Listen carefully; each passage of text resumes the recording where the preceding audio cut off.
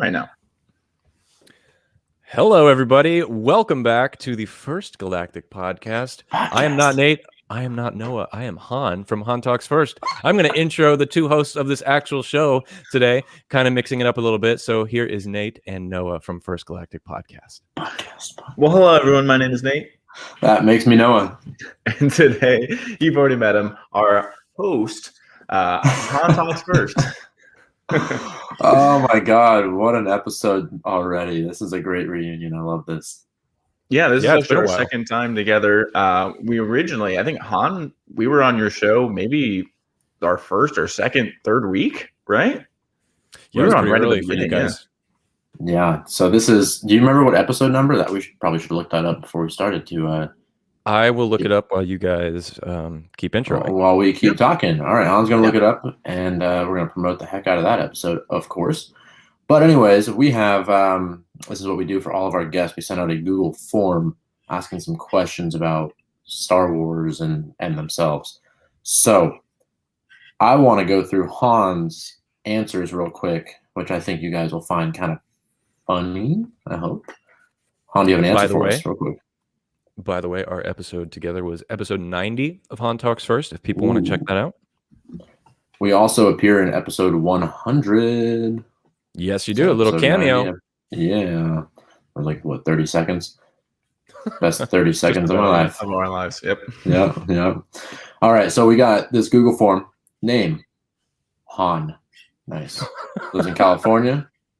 How did you get into Star Wars? Han, how'd you get into Star Wars? I bought her dinner first. Yeah. And then I got into it. No.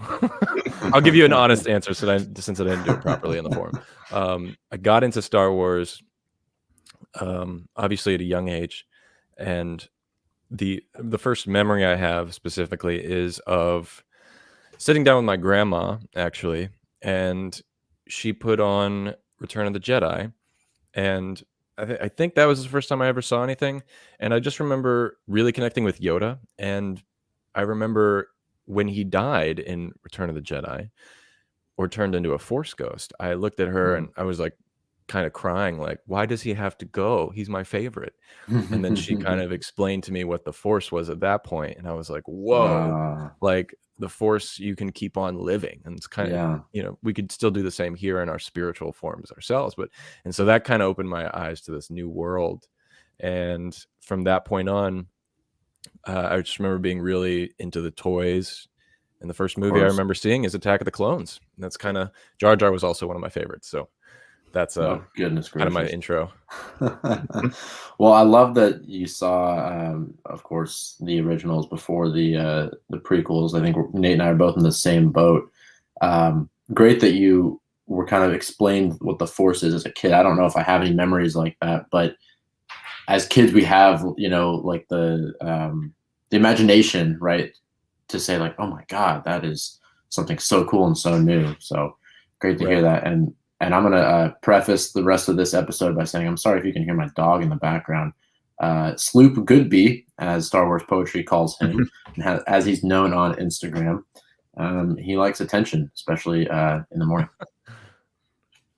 So, Nate, do you have anything to say, or should we keep going? No, I was going to say, following along, I think similar. Mine wasn't my grandparents. My dad liked talking about it. My dad always tries to relate everything to like a higher power. And so same thing with Star Wars. That was something where he would be like, oh yeah, the Force and this mystical power and this connection to everything. And that was like his way of connecting that to his values and his beliefs. And very, not the same, but in a similar way. Definitely interesting that I don't know if I ever held on to that and really was like, I like Star Wars because of that. I think in my mind, I've always been more of like, I just like lightsabers and I liked pretending that I was playing with lightsabers up front. I'd get like a stick and like just twirl it around and stab the ground. Like, I killed someone. But I think that was, or like the roll inside gift wrapping paper that you would use as that's what I and you're just running around. Yeah. Yep. Any long stick or wrapping paper roll is either a baseball bat or a lightsaber. Yep. Right. Yeah. All right. So Han, your favorite piece of Star Wars media? He wrote movie. Okay. All right. Han likes movie over any other type of formatted media. Yeah. Right. I gotcha. More specifically, A New Hope. Yes. That's my all-time favorite. Interesting, because I have some thoughts about A New Hope that maybe we can get into another time, but I wouldn't even put it in my top 3. Oh, interesting. I understand what it does for Star Wars. Obviously, it opens everything, and without it, there'd be no Star Wars.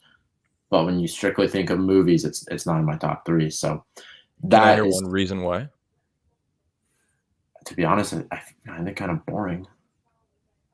Noah likes it to be modern and fancy and look good. That's his problem. No, I don't even like the sequels that much. I wouldn't put any of the sequels in my top 3. Let me think about it. I would put Last Jedi is your favorite. You always talk about it. No, Last Jedi is a cool story, but I'm like recognizing its flaws now.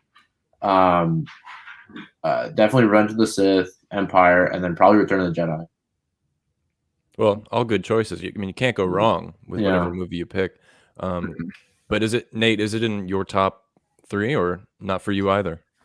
No, but not because I don't like it, because I just like other ones more. Like I love Rogue One is my all-time favorite. Like I love Rogue One, and I love Revenge of the Sith. And then now the more that I've watched it, I like the Phantom Menace more. And I think mostly because Noah always watches it. And like, so I think I started liking it more and more as I watch it more and more. I definitely don't like. I only like half of Attack of the Clones. I don't like the first half at all, really, but I like this. I love the second half. I think it's fantastic. But I guess New Hope. I like Empire a lot more than New Hope. I like New Hope more than I like Return of the Jedi, which I feel like most people don't. But I like Luke much better in A New Hope. I don't know why. Maybe it's like because he's just introduced and all of a sudden you feel bad almost because at the beginning you're like, oh my gosh, look at this charred remains of his family. Right. And you're like, what the heck? And then he's got this whole time with everyone. And I think just like the introduction of Han is cool. And I don't know. I think it's definitely better than Return of the Jedi in my mind. So speaking go ahead. Oh, I just wanted to say I too think Phantom Menace is way underrated, which might be some of the topics we bring up later today. But yeah, Phantom Menace is great. Mm-hmm. Yeah, that's actually a good point. We didn't even introduce what we're doing today. Because speaking of charred remains, I'm sure you guys all did a quick Google search when we decided on the topic, which is essentially pick 3 to 5 of the most underrated topics or characters or storylines, whatever, of Star Wars. And we're all going to discuss those. So when I did a quick Google search, of course, to get my juices flowing, I saw Luke looking at the charred remains of his aunt and uncle as one of them. And I was like, hey, like that's an underrated part. It's kind of just because this is actually one of mine. Can we just jump into it? Nate's starting it. Yeah. That's my number one. I actually had was this is maybe modern media, but today's world, like you take that and that portion of him seeing that would be something that would be pulled on forever. And I feel like they would be like, that is so important and impactful, and they would really make that problem and him seeing that like a really long drawn out thing in today's world. But in that movie, it's just see it, boom, move on. And it kind of continues. He's upset for like 10 seconds and then continues on. Right. But I think, and then he makes a rash decision. He's like, all right, I'm down. Yeah. And I think today's Star Wars characters are more like, have the interpersonal, have their own thoughts, their feelings, and that would be really crushing and something that is a driving factor that always gets picked back up on. But it's just waved right over in the originals. And that's just, I don't know, maybe the way that filmmaking was made back then. And it's a new story. So you're trying to introduce all this different stuff at the same time. So you don't want to focus on that. You know, like, this is a positive space ballad, not him sad about his parents. But I just think that's the way it would have been portrayed today. And I think that part is kind of like just missed story and missed explanation of Luke's character. I love all the memes about it, especially when people are like, what's the hottest thing in Star Wars? And people are like, Aunt Beru and Uncle Owen. Aunt Beru, baby. But you're right about, I mean, that's a significant moment that's kind of overlooked because, of course, following the hero's journey, but more specifically, Uncle Owen. Not so much Aunt Beru, but Uncle Owen is Luke's wall. He's the thing he can't look past it.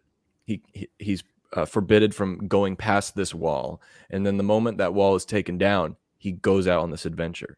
And that's what I'm most looking forward to about the Obi-Wan series coming up, is learning more about Uncle Owen, because there had to have been a moment in Luke's life, either when he was a child, a toddler, or something like that, where he was actually more accepting of him learning about the Force through Obi-Wan or about his father. And something clicked in him that was like, no, something happened to Luke during, like, maybe he had an incident as a kid or something, and he was like, no, I got to protect this boy. So I think we'll get more answers in like Obi-Wan, but yeah, that is a pivotal moment. And the cinematography after it, where he looks at the two suns, is just beautiful. Of course. And yeah, he just looks out at the landscape and is like, I'm going there. I think that's kind of a reflection. The entire scene is a reflection of like the 70s, right? It's not 2021 where we're thinking about, we have to draw out the emotion in this scene, because I mean, I don't know if this is fact or not. I'm just throwing this out there, but I think people are more emotional today, or at least show it more than. I think they want more. I think they want more behind it. I think people expect to see a more explained, I guess. Yeah, like they want the emotion to be explained to them. Like in that one, like you feel the emotion. You don't feel happy. You're not watching it like, wow, this is so giddy and cheerful. Like you feel tingle inside of me. Yeah, like you don't feel great watching it, but I just don't think it ever gets drawn back on. Whereas today it would be, and that's my only thing where I'm like, to me, it's an underrated part, because like what you're saying, like that is a huge moving forward for Luke, and the whole story can't begin without that happening, right? But we never ever touch back on it again. Right. Yeah, that was an interesting point, Noah, because that the pacing of that scene is just very slow, and it really lets you sit with Luke's emotions as he processes that information. And I think that to compare it to like today's movies or even today's Star Wars, they try to represent emotion with crying or yelling or running, and we don't really have time to really sit with these people. Exactly. Or like Kylo Ren, he's yelling at every single scene, or breaking his helmet on the wall. I thought the best scene though with Kylo, I think it's in Force Awakens, is when he just takes his lightsaber and just hits shit and doesn't explain it and then walks out, and then he's like, anything else? Yeah. It's like, you don't need an explanation. That it's quick, it's to the point, and you're like, oh, this guy's pissed. What girl? Yeah. Well, that was good. Very good. All right, we are moving and grooving, and by that I mean we are stuck on one topic. Han, what you got for your first underrated? Well, it's has to do with your most the movie you watch when you get bored, and it's A New Hope. I want to point out the editing. The editing of A New Hope is my first like underrated aspect of Star Wars back in 1977, and the reason why is because if you look at Star Wars on paper, at least back then, it's a silly concept. It's so stupid. I mean, there's a walking fur carpet. There's aliens playing jazz music. There's a vacuum cleaner as the villain. Like, it's just like a bunch of weird stuff, but it worked. And when you read, I don't know if you guys have read the original script or know the original story, but in the original script, there's so much more exposition than there is in the final film. I mean, Luke doesn't show up in the movie until 20 minutes into the feature. In the original script, he was there in the very beginning, and there's scenes with him and his, I can't remember his name right now, but his buddy at the Tashi station, and a bunch of other things like that. And if it wasn't for Marsha Lucas, who was George Lucas's wife at the time, she completely reimagined the edit of the film, so much so that they actually fired the first guy that was working on it because he wasn't doing the vision, or it wasn't working in the way that the script was telling the story. And Marsha decided to start the story off with the droids just walking through the desert. I see why you would think that'd be boring, because it's a very long intro before you finally get to what is actually going on. But I think the editing all throughout is brilliant. Okay, before I get too much shit for saying A New Hope is boring, I meant in comparison to, like, obviously the new ones, the sequels, but like my favorite movies are ones that are like they have a lot going on. So I totally recognize the story and the editing and like obviously just what it did for not only like movie making but society as a whole. So I like A New Hope. I don't hate it by any means. There's no Star Wars content I hate except for maybe this Ewok movie that Nate and I are struggling to get through. Oh god, it's incredible.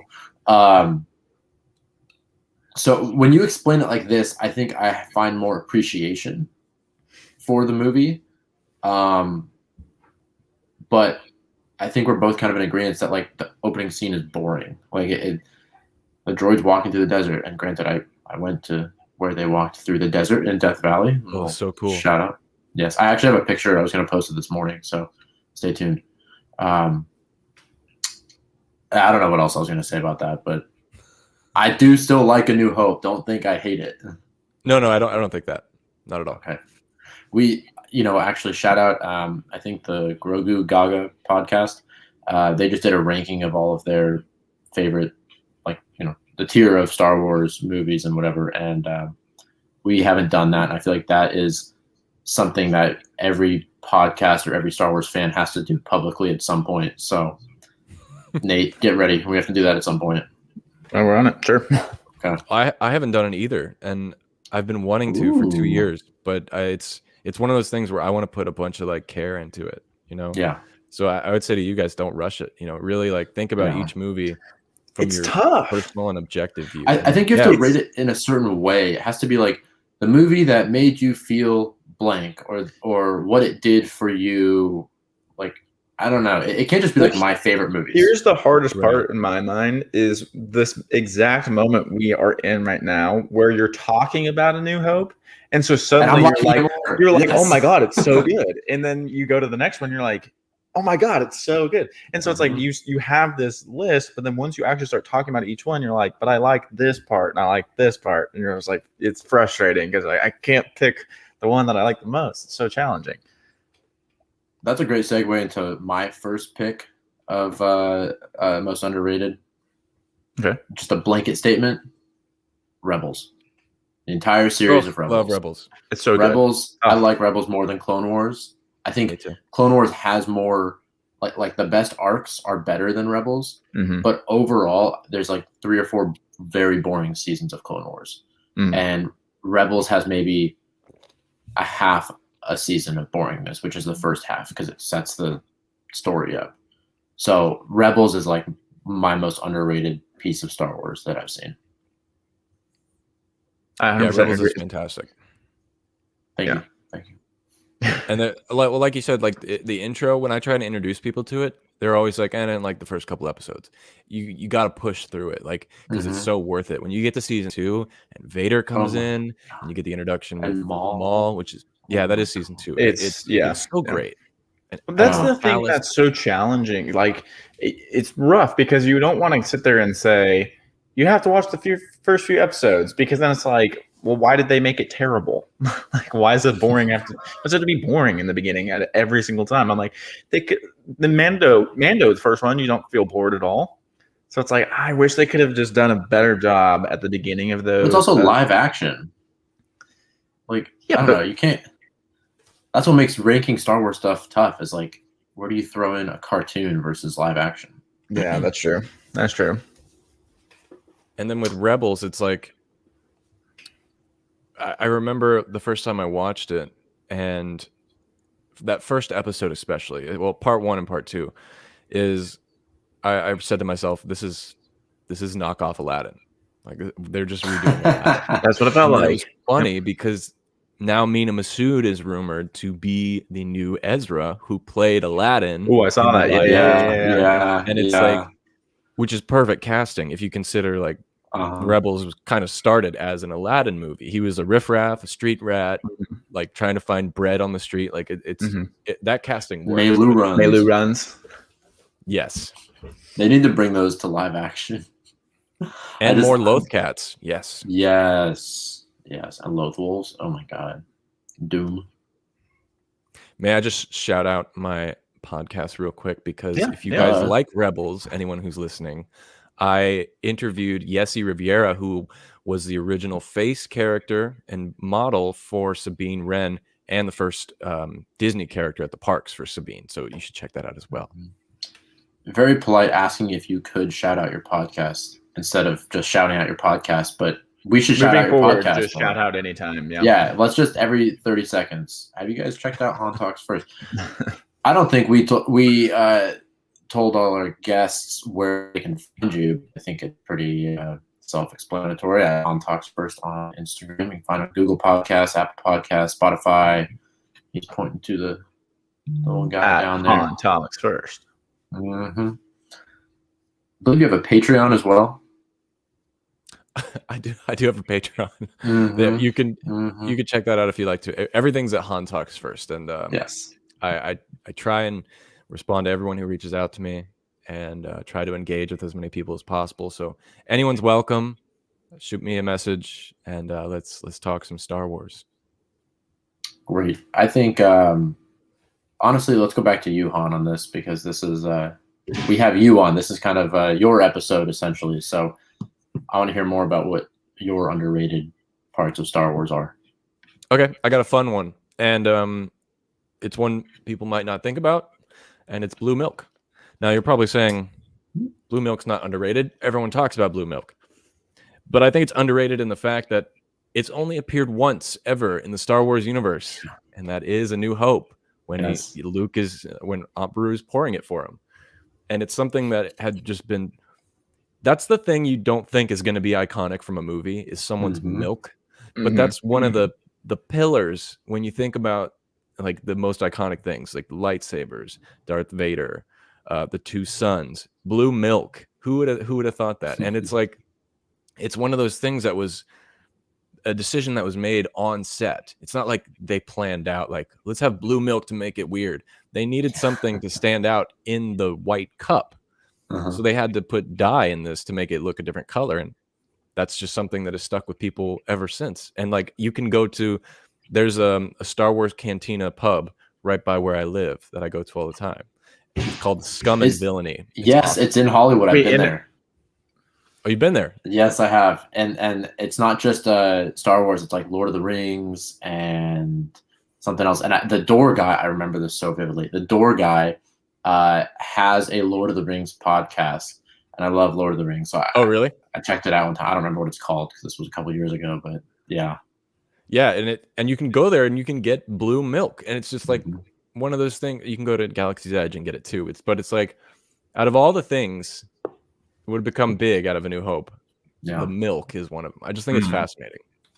Yeah, and that's the fan service of the sequels, bringing in green milk. Oh yeah, what was that? So weird. I mean, it was pretty funny watching funny, but it was weird. From the actual boob.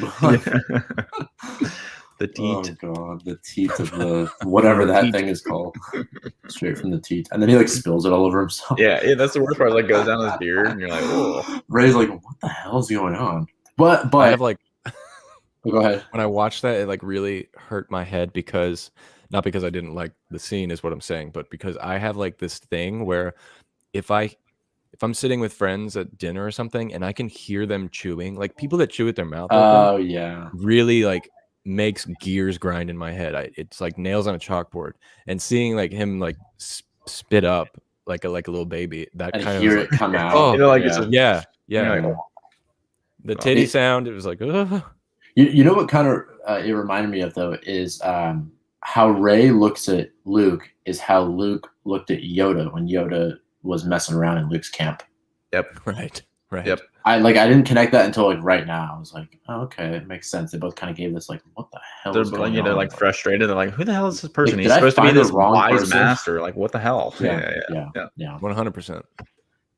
All right, Nate. Okay, so my next one is from Clone Wars, and it is Ventress.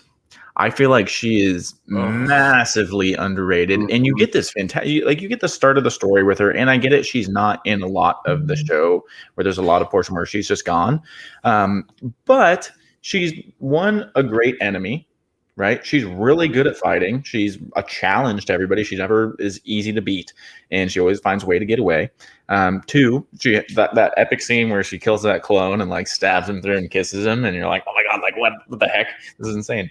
That, and then that whole series when she just gets like let go, and now she just has to figure out things on her own, and she's like this still powerful being, but has no one controlling her, and she's just throwing things left and right to try to figure it out. And then you've got all this stuff on Dathomir, you've got all the Night Sisters, you just got like this whole, I don't know. I love her story, and I think it's very well told, but nobody ever talks about it.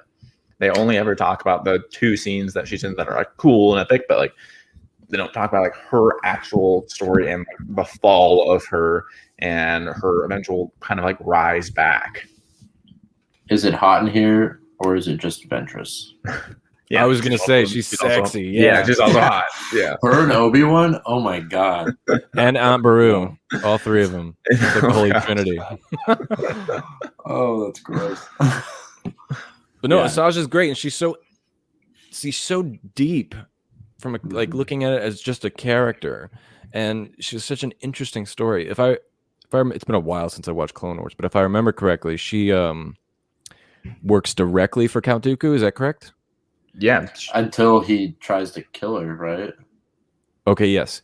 And so that connection with him is really important because she's so eager to impress, similar to how Maul was to Palpatine.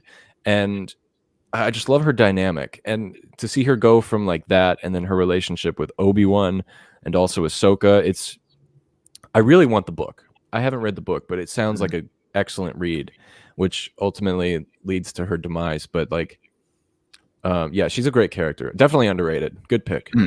I think a Ventress movie would be cool, or a show like 6 episodes like Kenobi. I think the real big Star Wars fans would like that, but yeah, Disney's in it to make money, so it might not make money. I think they could do well with a Dooku show, or a Dooku separate movie, just because I think he has so much value where you could get those pieces when he was still a Jedi, and then see him break apart from the Jedi, and then see him take on this new role with the Separatists and all this different stuff, and then Ventress is in there as like a cool character in the end of it, and I think that would be super dope. It would Tom tell Hiddleston as Count There you Dooku. go. As Count Dooku. There you go. That'd be awesome. We should pitch this to Disney. This is the official pitch to Disney. Disney, if you're listening, this is for you. This is trademarked. Han, I think we lost your webcam. Okay, no worries. Cool. I'm just going to go ahead and go into my next one, if that's okay with you guys. Yeah. Bring it. Do it. Do it. The end of Empire, when Luke reaches out to Leia via the Force. I don't know how underrated it is / was, because I wasn't alive when this movie came out, but I think that opened the possibility of like what the Force is. I think Lucasfilm kind of had some troubles figuring out what the Force is and where the limitations are and what they can do, and this was a way to like push that boundary. And I think that set the stage for Leia is Force sensitive. Granted, the sequels kind of ruined it a little bit by going too far too fast. But I thought that scene was it's quick, but it's very Star Warsy. I don't know. No, yeah, 100%. And comparing it to, for example, when Finn kind of reveals he's Force sensitive in The Rise of Skywalker, like and a feeling, feeling. So what makes that so different compared to that Leia reveal that she's Force sensitive is Leia wasn't like, I feel it. It was an unsaid moment that the audience can go, oh, what if? It's almost ambiguous. It has this ambiguity about it. And when Finn does it, we could have still interpreted that, but he went the step further and was like, I got a feeling. And that kind of like, it's unsettling almost. Well, that's exactly what we're talking about with A New Hope, is that you didn't have to explain what was going on. The audience explained it to themselves. And then the sequels, it's almost like made more for like a younger crowd. Where like, oh, you have to explain what's going on here with the Force. Like, Yes. why does Finn know this? Yeah. So great comparison right there. And another example of showing, not telling, when Obi-Wan disappears when he gets struck down by Vader. They don't tell you he just turned into a Force ghost. He's gone. And then the audience has to figure it out. And that's one of those magical moments about that film for me, where it's like, just imagining it, watching it for the first time, and you're like, where's this body? What in the world happened? We haven't been told exactly what the Force is yet. And then his voice comes in later. And it's like, wow, we can still talk to it. Yeah, run, Luke, or whatever. I'm getting chills right now. It's great. It's fantastic. Yeah. Who's got a next one? I think I was going to say Noah's the first on this one. We've been first in the last two, me and Non. Okay, so I'll go back. Go ahead. Yeah, you should go again if you're ready. I don't know. Sure, I have two more. Are we going to get to both, or should I just pick one? I think just one. Just pick one. Okay. Yeah. I don't know how underrated this is because it's one of the best parts of Star Wars. But when Obi-Wan says bye to Anakin in Revenge of the Sith, goodbye, old friend. And then later when they're fighting on Mustafar, and Obi-Wan says, I have failed you, Anakin, I have failed you. And I'm sure you guys have seen the it's either a TikTok or YouTube video or whatever of someone explaining that is Obi-Wan's way of being accountable for what happened to Anakin and saying, like, it's not your fault, and kind of holding all of that on his shoulders and saying, I'm the reason that the galaxy is now fucked. And kind of apologizing to Qui-Gon as well. And that just hits me. Yeah. Yeah, great way of putting it. A tough moment, definitely.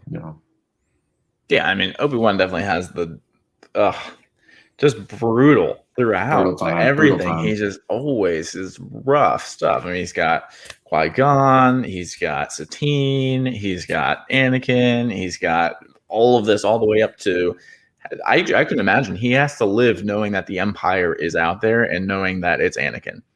And like always has to live there. It's like his until fault. He dies. Yeah, exactly. And he still has to sit there, and then he has to lie to Luke. And obviously, I mean, if it was written differently or if it was filmed differently, I don't think he would be lying to Luke, because it'd probably be explained and he could just say something different than what he told Luke about Anakin and Vader. But at the same time, I'm like, what a freaking challenging life to have. And then even with Maul, he had to deal with Maul and be like, even for him, he had to kill Maul. I don't think he wanted to. I think he wanted him to rise above what he even says to the lion, rise above whatever's in above. And like, he wants all of this good for all these people. And especially being older, I think he looks back at it and has a different view. And he's like, man, you don't have to be so negative. Like, there doesn't have to exist. Like, there is a possibility for good in these people, and there is a possibility of good in Maul, for example, but Maul just couldn't get over his hate. And so it's just like, yeah, and Obi-Wan's sitting there like, look how crappy my life is, yet I don't resent people. You know, you could have done the same, and yet you chose to hate me, and so now this is why you die. Yeah, and all of that reminds me of, this was a topic I was going to discuss on an episode of my show, which I've yet to do, but I'll start it here. Is Ewan Mcgregor has I believe, one of the most challenging frontiers for this character in Obi-Wan. Yes, he knows who Obi-Wan is, and he did a fantastic job in the prequels.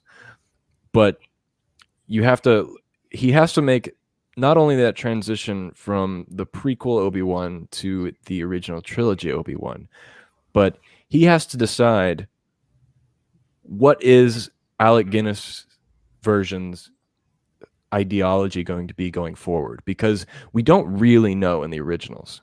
Is Obi-Wan testing Luke throughout all three films, or is he genuinely telling him to go kill Vader? And so what I'm saying is, it's not in Obi-Wan's, character to go out and tell him to kill Anakin, right? Especially if he knows who it is. And he told Luke it wasn't his father, or it was the guy who killed his father. To me, that's a test for Luke to see if he's the right one, to see if he'll fall down the path that Anakin did when he knew the truth.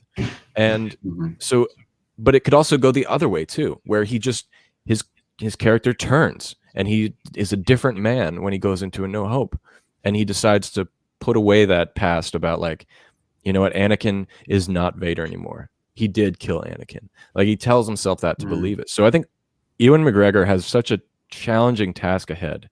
And when you also consider the things Nate brought up about he's lost so much, he has nothing else to lose right now except to protect this one kid, and that's it. And if he screws that up, what is he? What's left?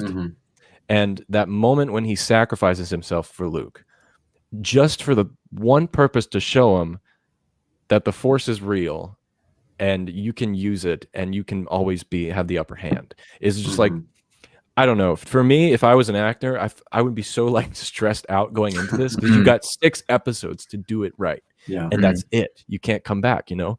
And it's such a condensed amount of space between those movies where it's, I don't know. I'm so excited for it. Yeah. Yeah, me too.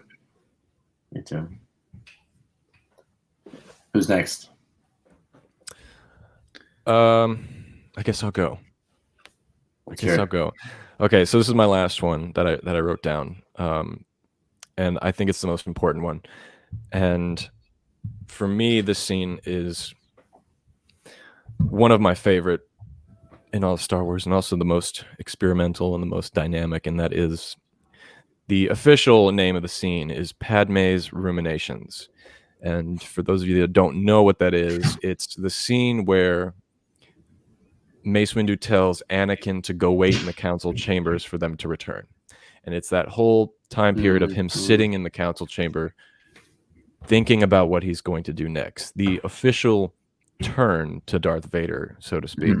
And so the reason why that's an underrated scene is because, one, the music, that's the most vastly different Star Wars music out of anything that's been done before. It's not a traditional Philharmonic orchestra and a chamber style music. It's I think it's like a synthesizer, which is weird to think, and then it's this woman singing some kind of foreign, almost Korean like, I think it's called Jung type. I can't remember the name of it, but it's like a ritualistic royal piece of music and court music, and it's very eerie, it's very dark, and then you can also hear moments of Across the Stars in it.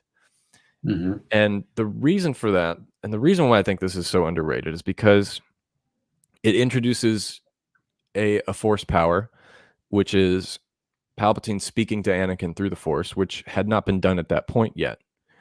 And he tells him, you know, if they kill me, then I'm the only one who can save her, and she will die. And the parallels from, I'm going off on this, I'm sorry, but this is like one of my favorite scenes. At the beginning of the scene, Anakin is seated in the council chair. Parallel to that, across the city, is Padme seated on her couch in her living room. And then when Anakin, after Palpatine speaks to him and says, I'm the one who can save her, you have to save me, he gets up and goes to the window. Equally, Padme gets up on her side and walks to her window. They're both looking out at each other, but they don't know they're looking at each other. They can kind of feel it. And it also introduces Padme may have some kind of Force sensibility as well. And so the parallels are there. And then when Anakin's looking out the window, he can feel his wife also looking in his direction. And then he's staring out. It's a beautiful sunset right on his face.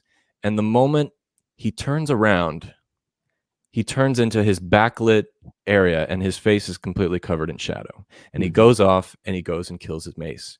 Yeah. And that's the change. That's the turn.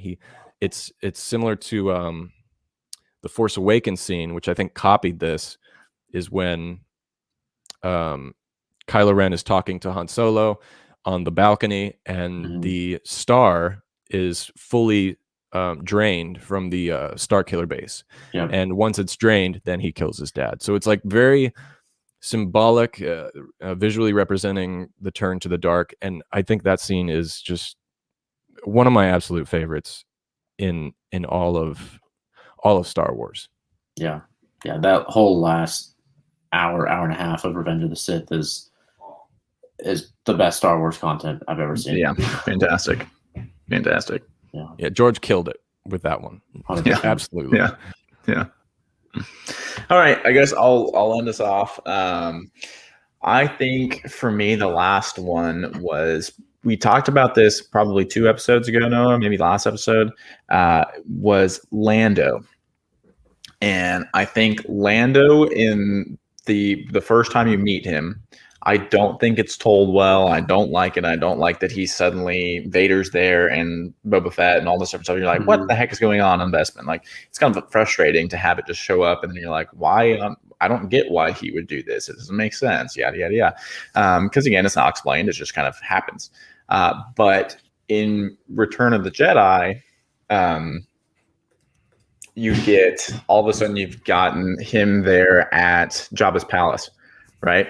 And he went in there on his own. No one told him to do that. I don't think he's working with Luke. It seems like he's not. And he's just there, and he's like, you know what? I'm going to do this, as this is kind of like my redemption.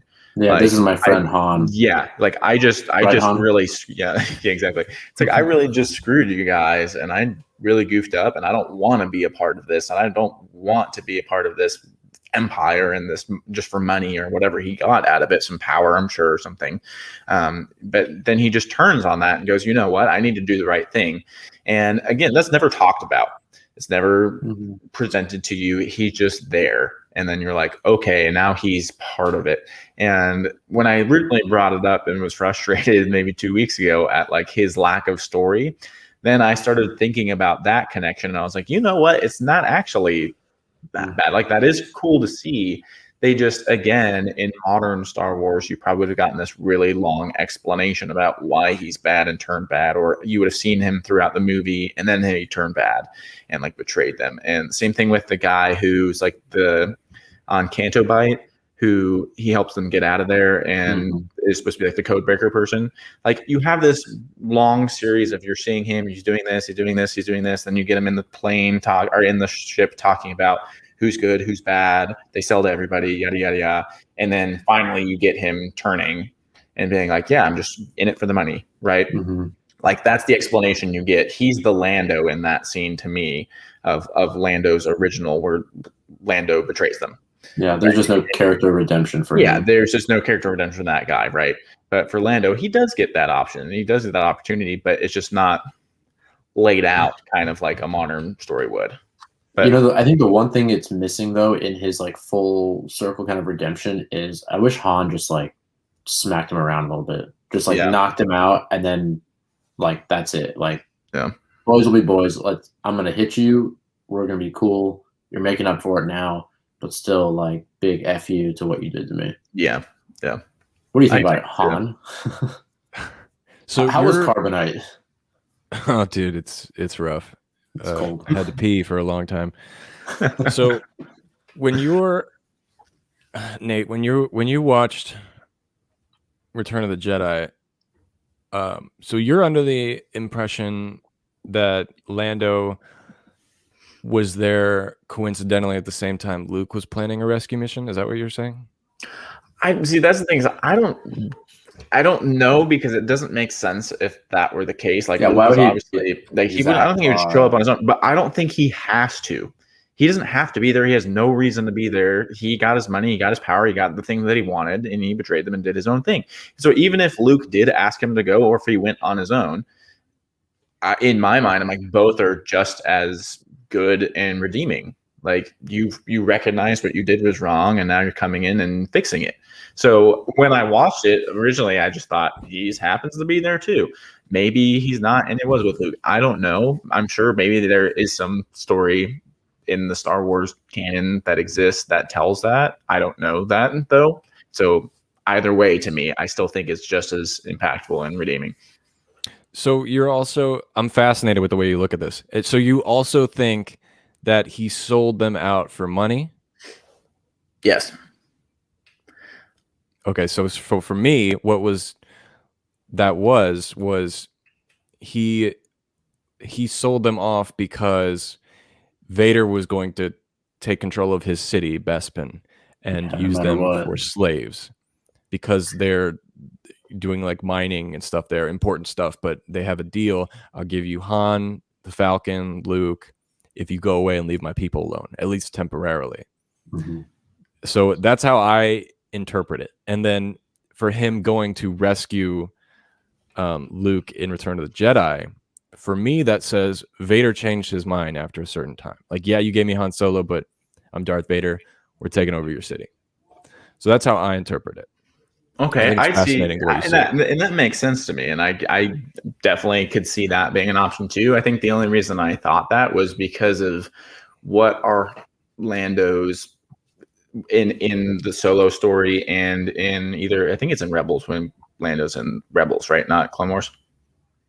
Right, Rebels. Yes. Yeah. He's always driven by money, and I don't think he cares about anybody else. So I'm like, I don't think he would care about Bespin. I don't think he gives a rat's ass about Bespin. In my mind, I'm like, I think he wants the money, and Vader knows that. And Vader's like, if I say I'm going to make everyone slaves, you don't care. You're just going to fly away, right, and leave. But if I tell you you're going to get something out of this, that's how I'm going to manipulate you. He's just a politician.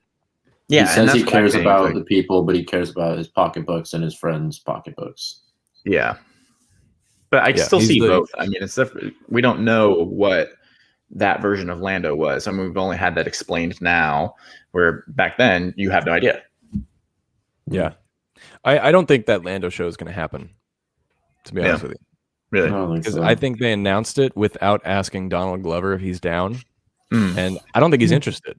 And so they're kind of like, jump the gun on it. I think they're going to say it's canceled or turn it into some kind of animated thing, but I don't know. I think it's toast. Hot take. You heard it here first. Yeah. Gentlemen, it's been a pleasure. I'd say we wrap this thing up. Yeah, thank you, Han, for coming on the show. By the way, if you want to plug anything else, I know you guys have that How to Make a Podcast series that you guys are coming out with. If you want to plug that, explain what it is. I mean, just your time. Go for it. Sure. Well, first of all, Nate and Noah, thank you so much. This was fantastic. The first time I've been on your show, and I've been waiting for the call. So it's nice to be here, and I'll be sure to promote it to my listeners as well on my show, so they can come check it out if they so choose. And for as far as your viewers, if they're interested in learning more about me or some of the shows I do, you can find me at Han Talks First, and it's a Star Wars podcast. But we've branched out a little bit. We're doing Marvel now every Friday at 12. Me and my girlfriend host the Marvel Talk Show. We talk about Falcon and Winter Soldier. We'll talk about Loki, WandaVision, Black Widow, all Marvel stuff. You can check it out there. And yeah, I started this new concept with my friend Yessi Riviera, who I mentioned earlier, and we're doing a how to start your own podcast mini series where you can learn from my experience. And the whole premise of it is I'm kind of mentoring Yessi because she wants to get into podcasting, game streaming, Twitch, and so I'm helping her, and at the same time we're doing it live so that way other people can learn from the experience in the moment as we do it to help build her brand and her channel. So it's very interesting. We might do like once a month type thing, but if you want to check that out, it's there as well. And check out the YouTube as well. Extra stuff there. And of course, all the social media right here at Han Talks First. And that's about it. I really appreciate the invite to be on your show, and I'll be sure to have you guys back on Talks as soon as I can. Perfect. We appreciate that. Yeah. And thank you so much for your time. And honestly, I think this goes without saying, but we're going to have you back on. We may have to have you on when we rate all of our movies. That sounds like we may have to do a collab there. Yeah, that would be interesting. Yeah, I'd be down. That would be a long discussion, though. Yeah, that would be a few 100%. hours. Yeah. There'd be some debating for sure. Yeah. That one we There probably all was, have to have drinks, be throwing crap at each other. Yeah, well, when I did a top 10 best of moments. It was my second episode. I did it with one of my friends, Wow. Zach, and we did it. We didn't like prepare our top 10. We discussed it in the moment, and we were like going back and forth about like, because he's a big Last Jedi guy. I really don't like Last Jedi. I wanted the pod race thing in there, and we condensed it to make one single list of both of our top 10s. It was tough, and we did it for like an hour and a half, but it was a great conversation. So I'd be down to do that with you guys. Yeah, awesome. Let's do it. I think we need a song to take us. We need a song. Han's the musician. Dun, dun, dun, dun, dun, dun, dun, dun, dun,